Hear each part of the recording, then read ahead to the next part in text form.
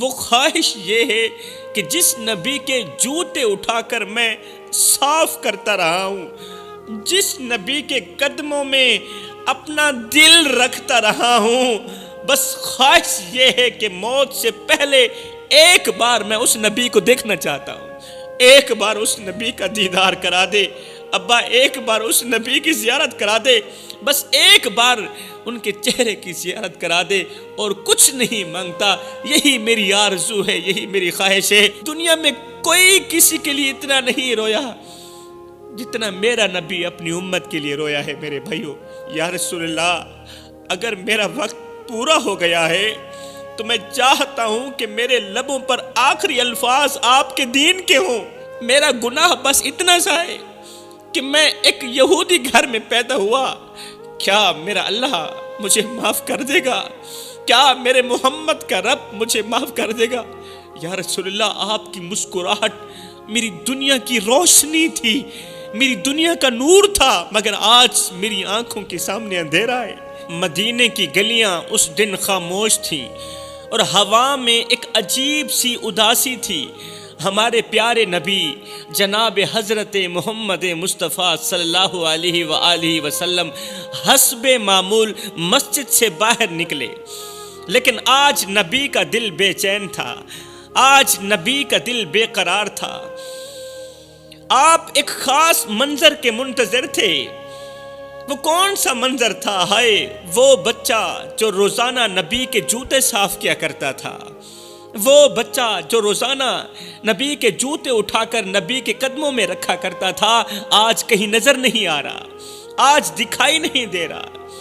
نبی نے مسجد سے باہر قدم رکھا، نظر ادھر ادھر دوڑائی، مگر وہ بچہ نظر نہ آیا، وہ بچہ نظر نہ آیا جو بچہ نبی کے قدموں میں نبی کے جوتے صاف کر کے رکھا کرتا تھا۔ ہائے، چہرے پر اداسی کے آثار نمایاں تھے۔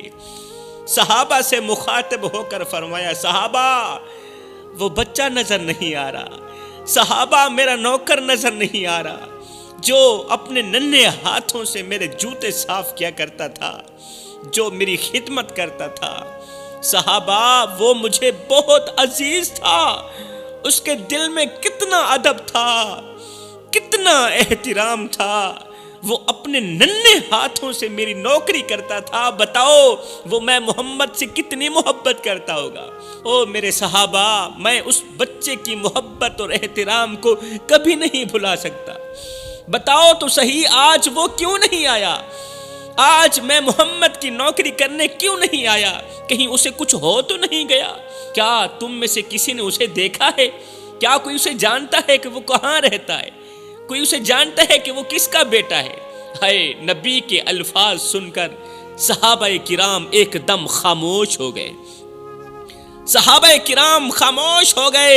ایک صحابی نے ہمت کرتے ہوئے عرض کیا، یا رسول اللہ، وہ بچہ بیمار ہو گیا ہے، وہ بچہ بیمار پڑا ہے گھر میں، اس کی حالت بہت خراب ہے، وہ اپنے گھر پر ہے، بیماری کی وجہ سے نہیں آ سکا۔ اور یا رسول اللہ، میں نے یہ بھی سنا ہے کہ وہ اس وقت زندگی اور موت کی جنگ لڑ رہا ہے۔ ہائے، زندگی موت کی جنگ لڑ رہا ہے۔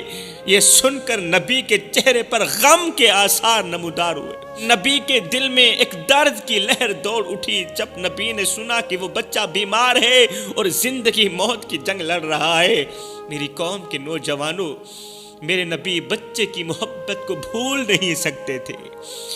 آپ نے نرمی سے فرمایا، صحابہ، اگر وہ بیمار ہے تو پھر جلدی کرو، ہم اس کے گھر اس کی عیادت کرنے کے لیے چلتے ہیں۔ صحابہ، وہ ایک چھوٹا سا بچہ ہے مگر اس کے دل میں محبت اور ادب کا سمندر ہے۔ وہ خود چھوٹا ہے، چھوٹی عمر کا ہے، مگر اس کا جو دل ہے نا، اس کے دل میں محبت اور ادب کا سمندر ہے۔ صحابہ، وہ میرا خدمتگار ہے، میں اسے ایسے حال میں تنہا اکیلا ہرگز نہیں چھوڑ سکتا۔ صحابہ چلتے ہیں، اس کی عیادت کرتے ہیں۔ صحابہ نے ادب سے کہا، یا رسول اللہ، یا رسول اللہ، جو بچہ آپ کو بہت اچھا لگتا ہے، جو بچہ آپ کی نوکری کرتا ہے، جس کی غیر موجودگی نے آپ کا دل بے قرار کر دیا، اگر آپ جانتے ہیں تو وہ یہودی ہے، وہ یہودی بچہ ہے۔ ہائے، جب صحابہ کرام نے عرض کی یا رسول اللہ، وہ بچہ جس کی غیر موجودگی نے آپ کا دل بے قرار کر دیا، بے چین کر دیا، وہ بچہ تو یہودی ہے۔ آگے رسول کریم صلی اللہ علیہ وآلہ وسلم نے جو جملہ ارشاد فرمایا، دل کے کانوں سے سننے والا جملہ ہے۔ نبی نے نرمی سے فرمایا صحابہ، وہ یہودی ہے تو کیا ہوا، انسان تو ہے، اور انسانیت کا تقاضا یہ ہے کہ ہم اس کی عیادت کرنے جائیں۔ وہ یہودی ہے تو کیا ہوا، وہ انسان تو ہے، اور انسانیت کا تقاضا ہے کہ ہم اس کی عیادت کرنے جائیں۔ اگر وہ یہودی ہے تو کیا ہوا، ہمارا دوست تو تھا نا، ہمارا خدمتگار تو تھا نا، ہماری نوکری تو کرتا تھا۔ ہے رسول کریم صلی اللہ علیہ وسلم اپنے صحابہ کے ساتھ اس بچے کے مکان کی طرف چل پڑے۔ ادھر سے حضور صحابہ کی جماعت کے ساتھ اس کے مکان کی طرف چلے، ادھر سے کمرے میں اندھیرا چھایا ہوا تھا اور ایک بیمار بچہ بستر پر لیٹا ہوا تھا۔ ایک درد بھری کہانی سنو میری قوم کے نوجوانوں، درد بھرا واقعہ سنو۔ اس واقعے نے پتھر دلوں کو موم کر کے رکھ دیا۔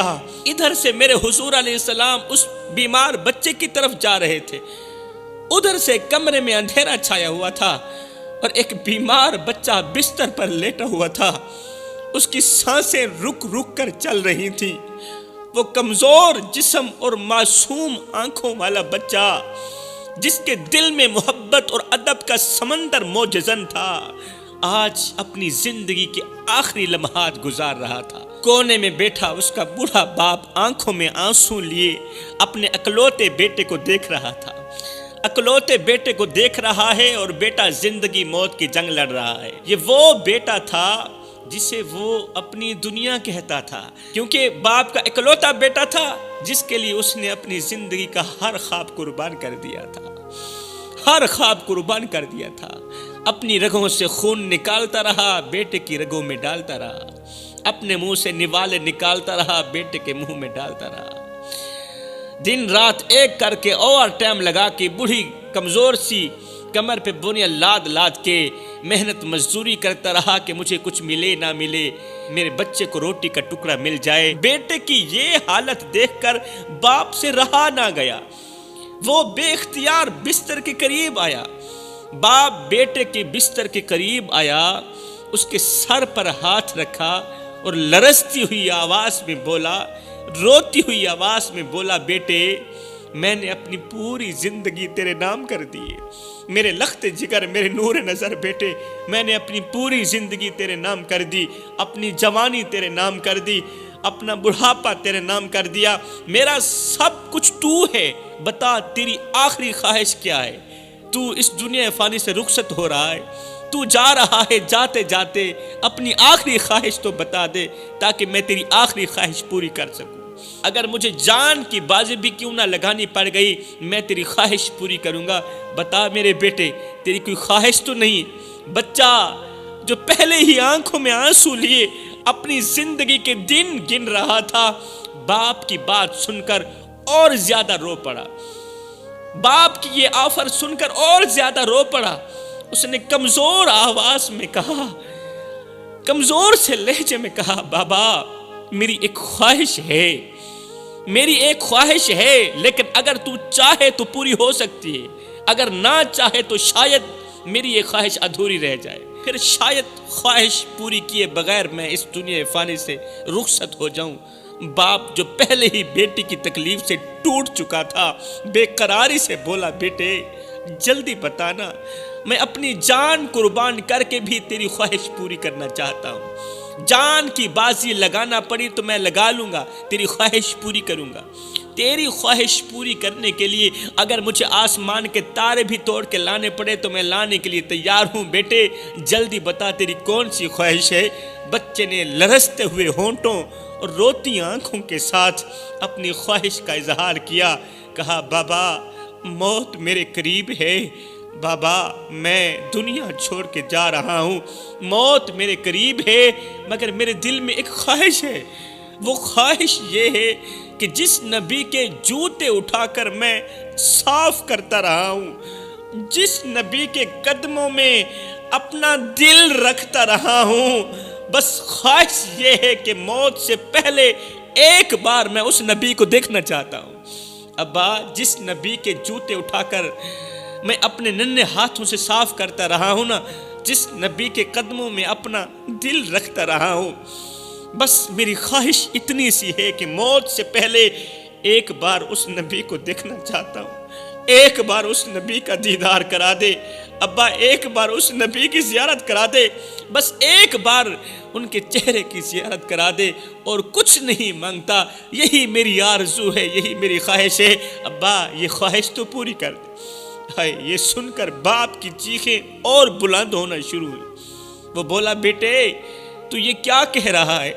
تو جانتا ہے کہ ہم یہودی ہیں اور وہ نبی ہماری قوم کے لیے دشمن سمجھے جاتے ہیں، وہ مسلمانوں کے نبی ہیں اور ہم یہودی ہیں، یہ سب کچھ جان کر بھی تو اس کی زیارت کی بات کر رہا ہے؟ ہے بچہ روتے ہوئے بولا، بابا وہ دشمن نہیں ہے، اگر حقیقت پوچھتے ہو، اگر سچ پوچھتے ہو، وہ دشمن نہیں ہے، وہ تو رحمت بن کر آئے، وہ تو سب سے زیادہ محبت کرنے والے ہیں۔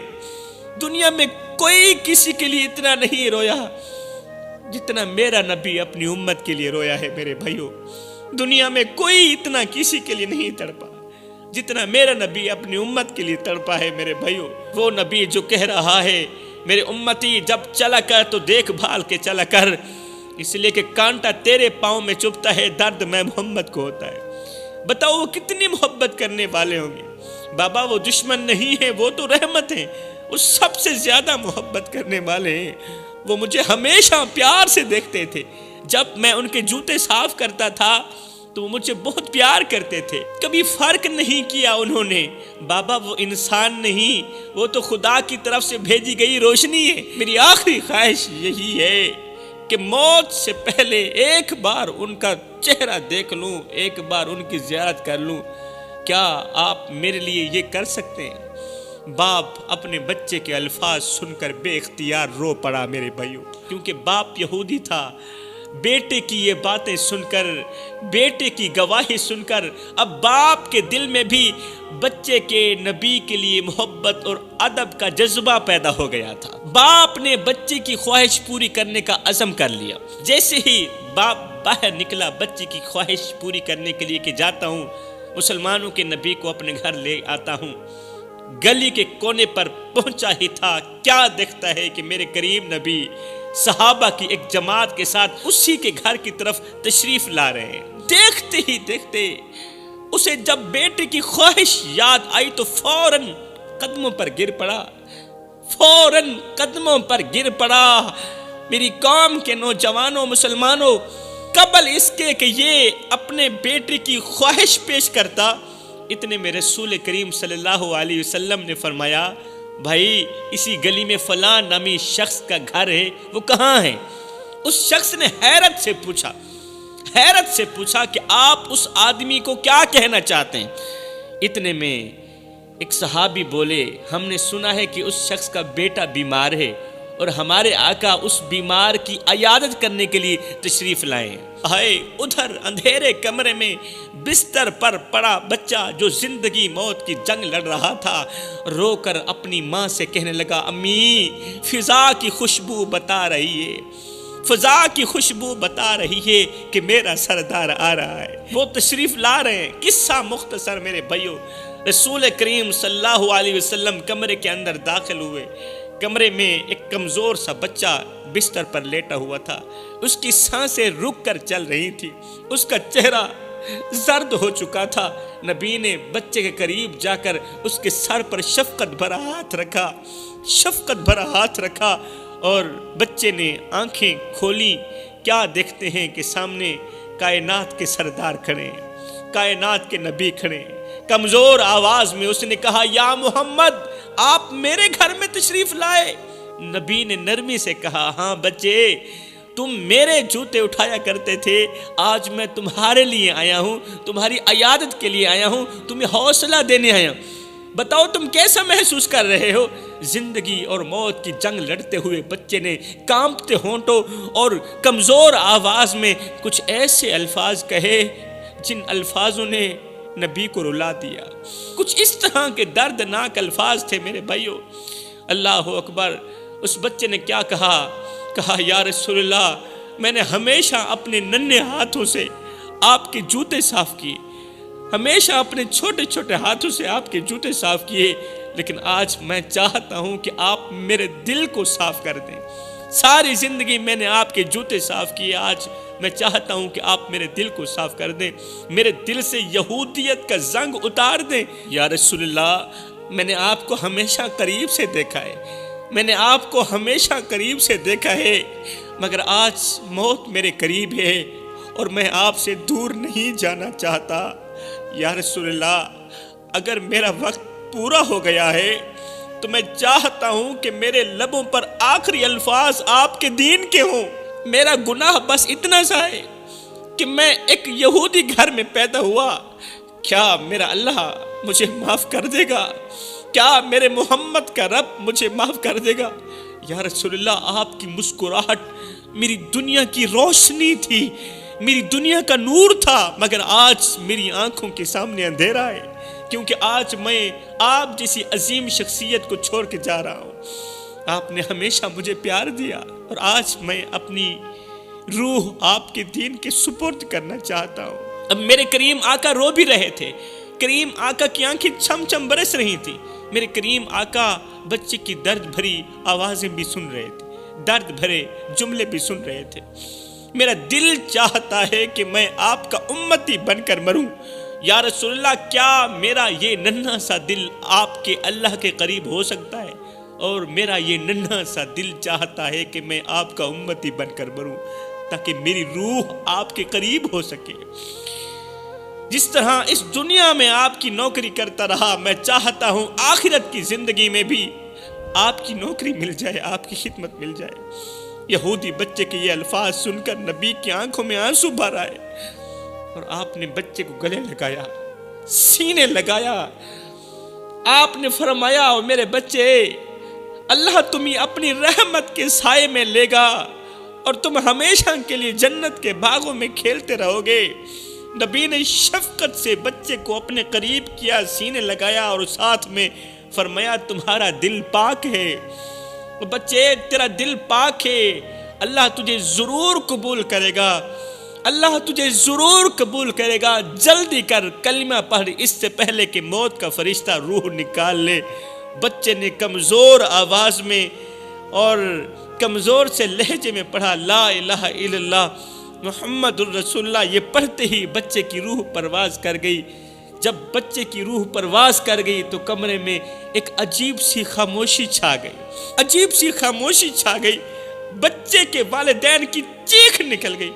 جب خاموشی چھائی، ادھر سے بچے کی روح نکلی، ادھر سے بچے کے والد کی چیخ نکل گئی اور اپنے بیٹے کے بے جان جسم کو دیکھ کر رونے لگا اور نبی کے قدموں پر گرا، گر کر کہنے لگا، روتے ہوئے کہنے لگا، یا محمد، میں نے آج تک ایسا انسان نہیں دیکھا، اے مسلمانوں کے نبی، میں نے آج تک ایسا انسان نہیں دیکھا جو اپنے دشمن کے بچوں سے بھی اس قدر محبت کرے۔ آج تک ایسا سردار نہیں دیکھا۔ اپنے بچوں کے ساتھ تو ہر کوئی محبت کرتا ہے، مگر دشمنوں کے بچوں کے ساتھ محبت کرتے ہوئے میں نے آج تک کسی آقا کو نہیں دیکھا جو دشمن کا بھی بھلا چاہے۔ میرا بیٹا کتنا خوش نصیب ہے۔ اور لوگوں، دنیا والوں، میں یہودی کا بیٹا کتنا خوش نصیب ہے کہ وہ محمد کے دین پر مر گیا۔ حضور بس کرم کی نگاہ فرمائیے، قیامت کے دن بیٹا جنت میں جائے اور باپ جہنم میں جائے، یہ مجھ سے کیسے برداشت ہوگا؟ کرم کیجئے، مجھ جیسے ناکارہ انسان کو بھی اپنے دین میں جگہ دے دیجئے۔ یہ کہہ کر اس نے بھی کلمہ پڑھا اور مسلمان ہو گیا۔ اس باپ کے آنسو تھمتے نہ تھے، آنسو رکتے نہ تھے۔ وہ اپنے بیٹے کو سینے لگا کر بولا، مرے ہوئے بیٹے کو سینے لگا کر بولا، اے میرے بیٹے، تو دنیا سے گیا لیکن جیت گیا، تو مرا لیکن جیت کے مرا، دنیا سے گیا لیکن جیت گیا۔ تو وہ روشنی پا گیا جس کی تلاش میں لوگ زندگیاں گزار دیتے ہیں مگر وہ روشنی نہیں ملتی۔ تو وہ روشنی پا گیا، تو وہ نور پا گیا۔ آخر میں نبی نے دعا کے لیے ہاتھ اٹھائے، یا اللہ اس بچے کو جنت میں اعلیٰ مقام عطا فرما اور اس کے والد کو صبر اور ہدایت کی دولت عطا فرما۔ مدینے کی گلیوں میں اداسی چھائی ہوئی تھی۔ وہ چھوٹا بچہ جس کے ننھے ہاتھ نبی کے جوتے اٹھاتے تھے آج دنیا سے رخصت ہو چکا تھا۔ اس کا جسم بے جان لیکن روح خوش نصیب تھی، کیونکہ اس نے نبی کی محبت کو پا لیا، نبی کو راضی کر کے چلا گیا، اللہ کو راضی کر کے چلا گیا۔ نبی کی آنکھوں میں آنسو تھے اور دل گہرے غم سے بوجھل تھا۔ نبی نے صحابہ کرام کو حکم دیا، اس بچے کو غسل دو، کفن پہناؤ اور اس کی جنازے کی تیاری کرو۔